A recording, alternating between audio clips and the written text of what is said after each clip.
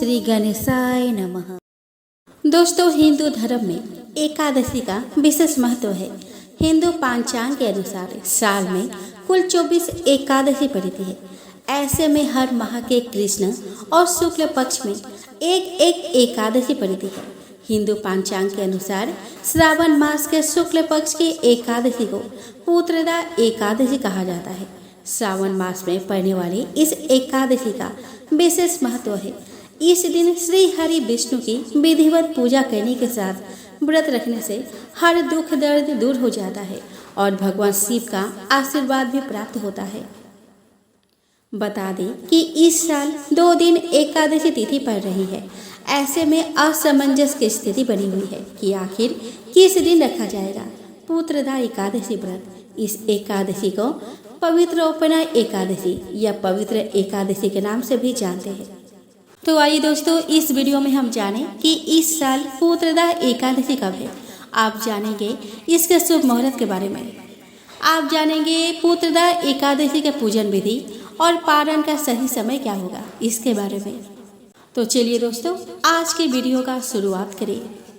दोस्तों, हिंदू पंचांग के अनुसार श्रावण मास के शुक्ल पक्ष की एकादशी तिथि 15 अगस्त को सुबह 10:26 से प्रारंभ हो रही है, जो 16 अगस्त को सुबह 9:39 पर समाप्त होगी। उदया तिथि में पुत्रदा एकादशी व्रत 16 अगस्त को रखा जाएगा। पुत्रदा एकादशी के दिन काफी शुभ योग बन रही है। इस दिन प्रीति योग के साथ लक्ष्मी नारायण योग रहेगा। बता दें कि बुध और शुक्र की युति से लक्ष्मी नारायण योग बन रहा है। इसके साथ ही प्रीति योग दोपहर 1:12 तक रहेगा। दोस्तों, पंचांग के अनुसार श्रावण पुत्रदा एकादशी का व्रत 16 अगस्त को रखा जाएगा और इसके साथ ही पारण 17 अगस्त को सुबह 5:49 से 8:05 के बीच कर सकते हैं। दोस्तों, साल में 2 बार पुत्रदा एकादशी का व्रत रखा जाता है। पहला श्रावण मास में और दूसरा पौष मास में रखा जाता है। पौष मास के शुक्ल पक्ष की एकादशी दिसंबर या फिर जनवरी में पड़ती है। श्रावण मास में पड़ने वाली पुत्रदा एकादशी का विशेष महत्व है। इस दिन भगवान विष्णु के साथ शिव जी की पूजा करने का विधान है। जिन दंपतियों के जीवन में पुत्र सुख नहीं है और वह अत्यधिक परेशान है, तो माना जाता है कि पुत्र सुख की प्राप्ति के लिए पुत्रदा एकादशी के दिन व्रत रखना शुभ माना जाता है। इसके साथ ही इस दिन व्रत रखने से व्यक्ति को हर तरह के दुख दर्द और पापों से मुक्ति मिल जाती है। दोस्तों, पुत्रदा एकादशी के दिन सुबह सूर्योदय से पहले उठकर नित्य कर्मों से निवृत्त होकर स्नान करें और साफ सुथरे कपड़े पहने। भगवान विष्णु का ध्यान करके व्रत का संकल्प लें। पूजा घर में गंगा जल से छिड़काव करें। मंदिर में भगवान विष्णु की प्रतिमा या तस्वीर को चौकी पर पीला वस्त्र बिछाकर स्थापित करें। भगवान विष्णु के आगे घी का दीपक जलाएं और कलश की स्थापना करें। फिर कलश को लाल कपड़े से बांधकर उसकी भी पूजा करें। इसके बाद धूप दीप आदि से विधिवत भगवान श्री हरि की पूजा अर्चना करें। नैवेद्य और फलों का भोग लगाकर प्रसाद सभी में बांटें और अंत में आरती करें। श्री हरि विष्णु को अपने सामर्थ्य के अनुसार फल फूल, नारियल, पान सुपारी, लौंग, बेल, आंवला आदि अर्पित करें।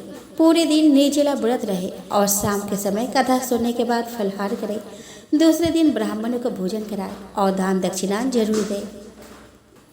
उसके बाद तुलसी दल और पीले फल से शुभ मुहूर्त में व्रत का पारण करें। इस दिन दीपदान करने का बहुत महत्व है, इसीलिए दीपदान जरूर करें। आइए दोस्तों, अब हम श्रवण करें पुत्रदा एकादशी की पावन व्रत कथा को। दोस्तों, श्री युधिष्ठिर कहने लगे कि हे भगवान, मैंने श्रावण माह के कृष्ण पक्ष की कामिका एकादशी का सविस्तार वर्णन सुना। अब आप मुझे श्रावण शुक्ल एकादशी का क्या नाम है, व्रत करने की विधि तथा इसका महात्म्य कृपा करके कहिए। मधुसूदन कहने लगे कि इस एकादशी का नाम पुत्रदा एकादशी है। इस एकादशी को पवित्र एकादशी भी कहा जाता है। पुत्रदा एकादशी व्रत करने वाले व्यक्ति को पूजा के बाद श्रावण पुत्रदा एकादशी व्रत की कथा जरूर सुननी चाहिए। ऐसा करने से व्रत पूर्ण होता है और मनोकामनाएं पूरी होती है। अब आप शांति पूर्वक इसकी कथा सुनिए। इस कथा को सुनने मात्र से ही वाजपेयी यज्ञ का फल मिलता है। द्वापर युग के आरंभ में महिष्मति नाम की एक नगरी थी, जिसमें महिजीत नाम का एक राजा राज्य करता था। लेकिन पुत्रहीन होने के कारण राजा को राज्य सुखदायक नहीं लगता था। उसका मानना था कि जिसके संतान ना हो उसके लिए यह लोक और परलोक दोनों ही दुखदायक होते हैं। पुत्र सुख की प्राप्ति के लिए राजा ने अनेक उपाय किए, परंतु राजा को पुत्र की प्राप्ति नहीं हुई। वृद्धावस्था आते देखकर राजा ने प्रजा के प्रतिनिधियों को बुलाया और कहा कि हे प्रजाजनों, मेरे खजाने में अन्याय से उपार्जन किया हुआ धन नहीं है। ना मैंने कभी देवताओं और ब्राह्मणों का धन छीना है। किसी दूसरे की धरोहर भी मैंने नहीं ली। प्रजा को पुत्र के समान पालता रहा। मैं अपराधियों को पुत्र तथा बांधवों की तरह दंड देता रहा। कभी किसी से घृणा नहीं की, सबको समान माना, सज्जनों की सदा पूजा करता हूँ। इस प्रकार धर्मयुक्त राज्य करते हुए भी मेरे पुत्र नहीं है, सो मैं अत्यंत दुख पा रहा हूँ। इसका क्या कारण है? राजा महिजीत की इस बात को विचारने के लिए मंत्री तथा प्रजा के प्रतिनिधि वन को गए। वह बड़े बड़े ऋषि मुनियों के दर्शन किए। राजा की उत्तम कामना की पूर्ति के लिए किसी श्रेष्ठ तपस्वी मुनि को देखते फिरते रहे। एक आश्रम में उन्होंने एक अत्यंत वायुवृद्ध धर्म के ज्ञाता, बड़े तपस्वी, परमात्मा में मन लगाए हुए, निराहार, जितेंद्रिय, जितात्मा, जित क्रोध, सनातन धर्म के गूढ़ तत्व को जानने वाला, समस्त शास्त्रों के ज्ञाता महात्मा लोमस मुनि को देखा, जिनका कल्प के व्यतीत होने पर एक रोम गिरता है। सबने जाकर ऋषि को प्रणाम किया। उन लोगों को देखकर मुनि ने पूछा कि आप लोग किस कारण से यहाँ आए हैं। निस्संदेह मैं आप लोगों का हित करूँगा। मेरा जन्म केवल दूसरों के उपकार के लिए हुआ है, इसमें संदेह मत करो। लोमस ऋषि के ऐसे वचन सुनकर सब लोग बोले कि हे महर्षि, आप हमारी बात जानने में ब्रह्मा से भी अधिक समर्थ है, अतः आप हमारे इस संदेह को दूर कीजिए। महिष्मति पुरी का धर्मात्मा राजा महिजीत प्रजा का पुत्र के समान पालन करता है, फिर भी वह पुत्रहीन होने के कारण दुखी है। उन लोगों ने आगे कहा कि हम लोग उसकी प्रजा है, अतः उसके दुख से हम भी दुखी है। आपके दर्शन से हमें पूर्ण विश्वास है कि हमारा यह संकट अवश्य ही दूर हो जाएगा, क्योंकि महान पुरुषों के दर्शन मात्र से अनेक कष्ट दूर हो जाते हैं। अब आप कृपा करके राजा के पुत्र होने का उपाय बतलाए।